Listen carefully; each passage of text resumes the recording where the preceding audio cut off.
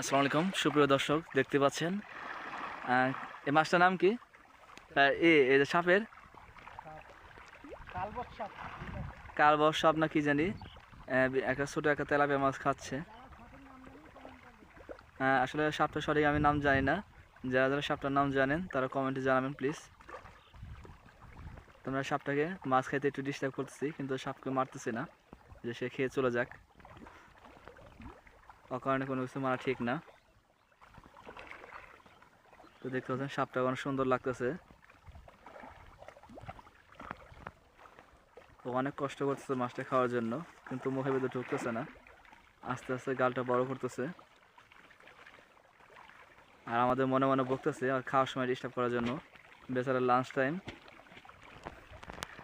সাপ দেখলে একে তারা ডরও লাগে, আবার ভালো লাগতেছে ভিডিও করতে।